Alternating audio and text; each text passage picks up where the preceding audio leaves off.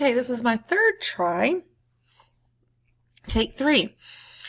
Okay, my purpose of this video is really just to show you how to log on to Google Chrome and Google Classroom again, and hopefully maybe with some of the things I restate might help you out at home, or if I'll also give you suggestions on if it's not working, how maybe I might be able to help you.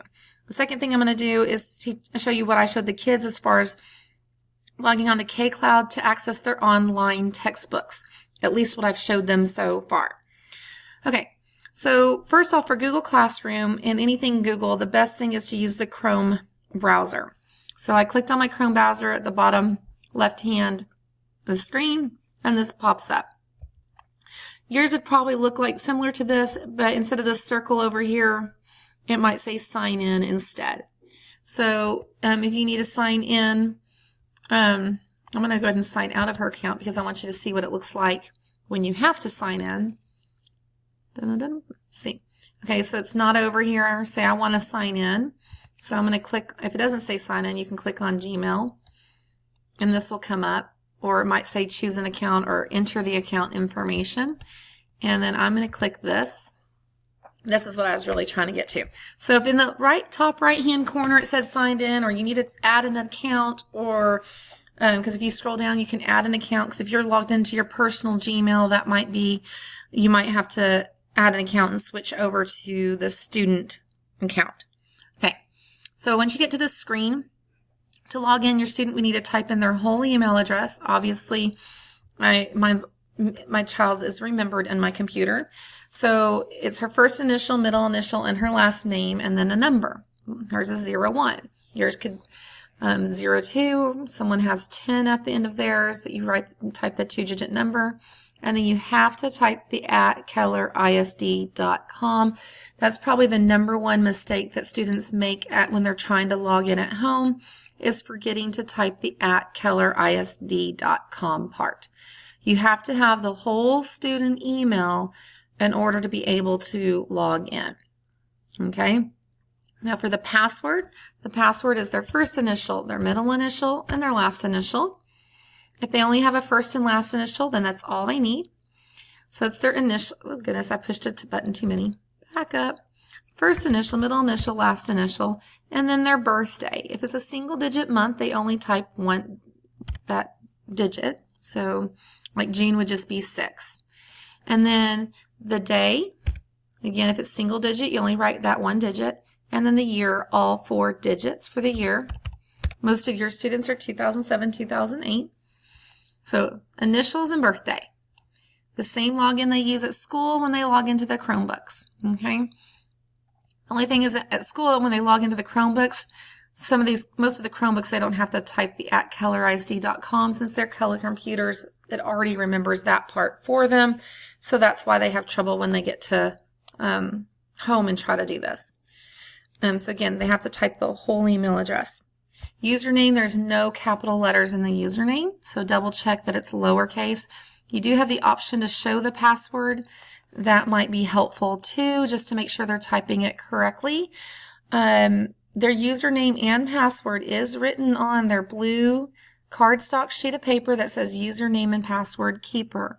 So I've written it out for every student, so you can look there. And their password for the Chromebooks in Google Chrome is the same as their password for KCloud.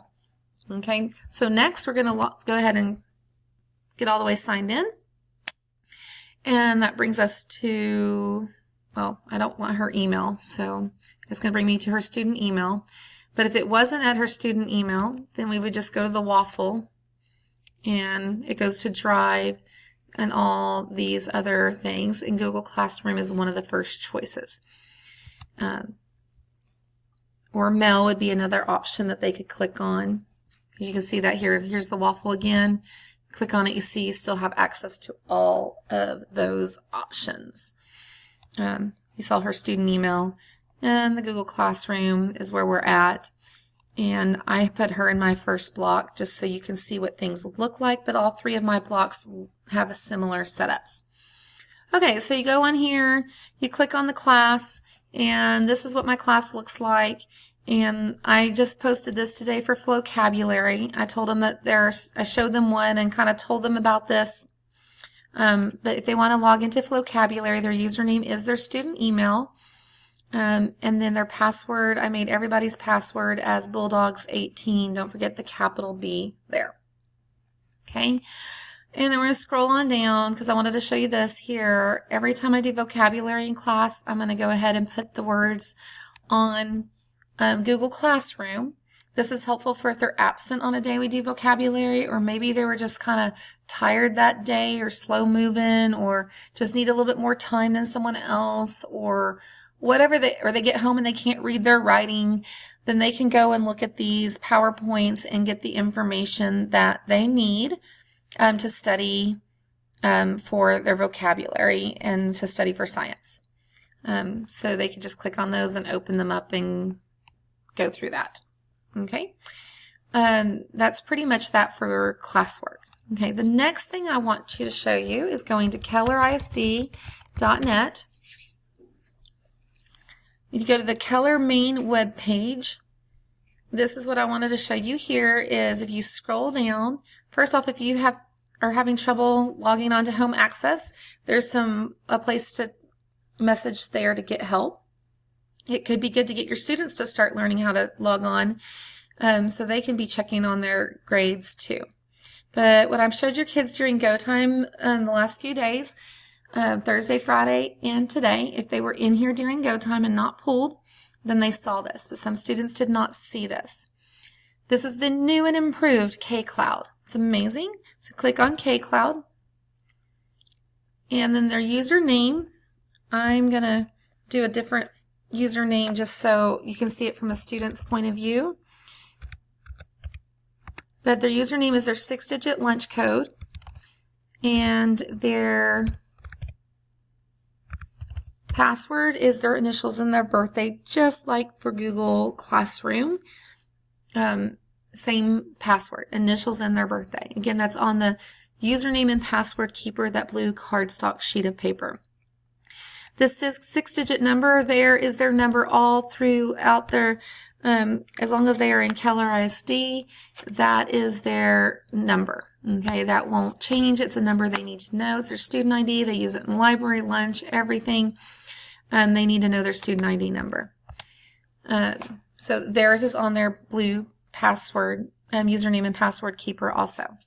So this is what the student version looks like for KCloud. A couple things I wanted to show you is first, Think Central. If you click on Think Central, that will give you access to the online math and science books. You click on Library, and math is highlighted down here. You can see the student edition. You can click on that. Science, you click on Science, the student edition is right next to it. One of the great things that this has as a resource is if you go in, you'll see like a little speaker thing showing up on the page, some of the pages, or most of the pages. Not the table of contents, but after that it does. And it'll actually read things to you. So I know some of the students that would be very helpful just to have it read to them. So I told the students the online textbook would be a great resource for that. So the online textbook would be a great resource for even like getting some more information or more examples of things that we do in class. All right, back to here, STEM Scopes. You click on STEM Scopes. It also remembers your username and password for this. They don't have to know it at all. Keller has already entered that for them. And there's some different resources up here. I will give assignments. Right now there's no assignments. There's some science games. There's a visual glossary. The glossaries has, some of them have videos to go with the words. Of course, like absolute zero is not one of the 5th grade words, but they can find stuff on there. And that's through KCloud.